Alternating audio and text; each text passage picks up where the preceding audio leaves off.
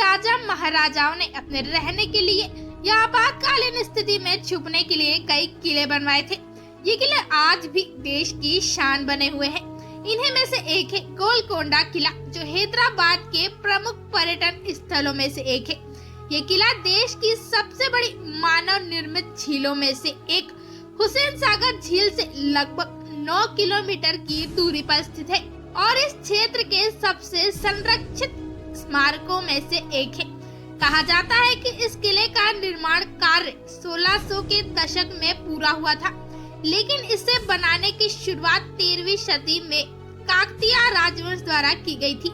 ये किला अपनी वास्तुकला, पौराणिक कथाओं, इतिहास और रहस्यों के लिए जाना जाता है।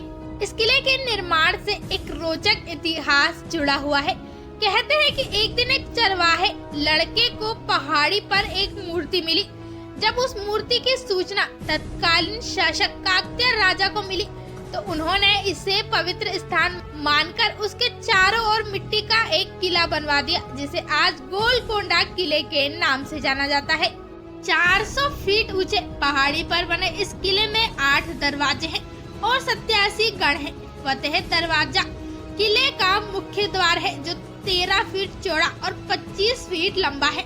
इस दरवाजे को स्टील स्पाइक्स के साथ बनाया गया है, जो इसे हाथियों से बचाते थे। इस किले की शानदार भव्यता का अंदाजा आप यहाँ का दरबार हॉल देखकर ही लगा सकते हैं, जो हैदराबाद और सिकंदराबाद के दोनों शहर को ध्यान में रखते हुए पहाड़ी की चोटी पर बनाया गया है। यहाँ पहुँचने के लिए 1000 सीढ़ियाँ चढ़नी पड़ती है। इस किले का सबसे बड़ा रहस्य ये है कि इस किले को इस तरह बनाया गया है कि जब कोई किले के तल पर ताली बजाता है तो उसकी आवाज बाला हिसार गेट से गूंजते हुए पूरे किले में सुनाई देती है। इस जगह को तालिया मंडप या आधुनिक ध्वनि अलार्म भी कहा जाता है। गोलकोंडा का इतिहास और कोहिनूर हीरे का इतिहास काफी दिलचस्प है। गोलकोंडा को हीरे की राजधानी कहा जाता था, वहीं कोहिनूर हीरे को लेकर कई मान्यताएं हैं।